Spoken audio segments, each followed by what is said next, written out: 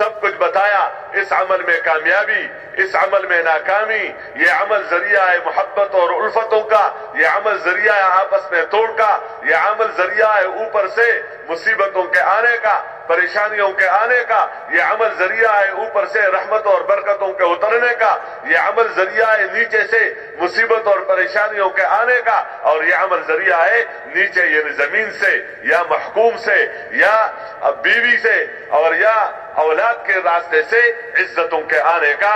ऊपर वाले जरिया बनते हैं नीचे रहमतों के उतरने का, और नीचे वाले जरिया बनते हैं ऊपर वालों के जिंदगियों में बरकतें और रहमतों के उतरने का। ये बताया गया है, इस तरह बताया गया है कि ज़ालिकल किताबु ला रैब फीह, कि इस किताब में कोई शक नहीं है, कोई शक नहीं। इसलिए अगर बिलफर्ज किसी को नजर नहीं आ रहा है तो ये या तो अंधा है या अंधा नहीं, ये बीना है लेकिन नजर कमजोर है। नजर इसलिए चश्मा लगाया जाता है, 1 नंबर का भी होता है, गालिबन 10 नंबर का भी होता है, कि इसको सूरज की रोशनी में इसको अपने नफा की चीज नजर नहीं आती। जब नजर ही नहीं आती तो इसकी तरफ कदम कैसे बढ़ाएगा? नुकसान की चीज नजर नहीं आती, जब नजर नहीं आती तो अपने आप को नुकसान की चीज से कैसे अपने आप को बचाएगा? इसलिए उसका इलाज किया जाता है। उसके अंदर कमी और बेशी होती है, नजर के अंदर कमी बेशी है, सूरज में कोई कमी बेशी नहीं है। इस तरह इस यकीन का ताल्लुक दिल के साथ है। कुरान में जिन अहकामात पर इज्जत के वादे हैं वो यकीनी है, लेकिन नजर आएगा उसको जिसके दिल के अंदर ईमान और इस ईमान की रोशनी हो।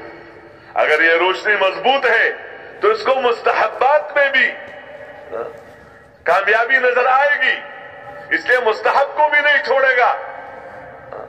और अगर ये रोशनी कमजोर है तो मुस्तहब्बात में, सुन्नतों में वो बमुश्किल कई फर्ज में कुछ न कुछ नजर आएगा, वो भी कभी कभी। वो भी क्या है? कभी कभी। कि उसके अंदर क्या है? वो सब कुछ दुकान में नजर आएगा, वो सब कुछ जमींदार को जमीन में नजर आएगा।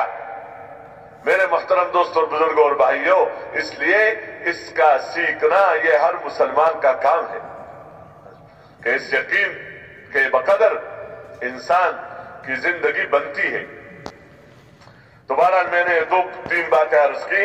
इस्लाम का सीखना मुसलमान का काम, इसके मुताबिक जिंदगी गुजारना मुसलमान का काम, और इसी में यकीन करना कि इसी जिंदगी के साथ न कोई काम नाकाम हुआ है, न आज कोई नाकाम है, न क़यामत तक कोई नाकाम रहेगा, और इसी जिंदगी के बगैर न कोई कामयाब हुआ है, न आज कोई कामयाब है और न क़यामत तक कामयाब हो सकता है। अगर किसी ने अपने आप को कामयाब समझा है तो ये उसकी गलती है, या दूसरों ने उसको कामयाब करार दिया है, या उसकी गलती है, और ये गलतियां इस दुनिया में उस पर खुल जाएगी कि नहीं मैं तो नाकाम था। वरना मौत के वक्त तो हर एक इसका ऐलान करेगा कि मैं आज नाकाम होकर जा रहा हूं, मैं कामयाब नहीं होकर जा रहा। इसलिए इन इज्तिमाआत में इन बुनियादों पर जमा किया जाता है कि मुसलमानों का काम है। और एक काम और है, वो क्या है? वो ये है कि इस इस्लाम को आम करना, इस दीनी जिंदगी को आम करना, इसको फैलाना और इसको आगे बढ़ाना, ये इस मुसलमान का काम है कि मुसलमान इस दीनी जिंदगी को आम करेगा। इस दीनी जिंदगी की तरफ बुलाना ये मुसलमानों का काम है, और गलत जिंदगियों से रोकना ये मुसलमानों का काम है, क्योंकि ये काम उमूमी तौर पर अंबिया अलैहिस्सलाम को दिया जाता था।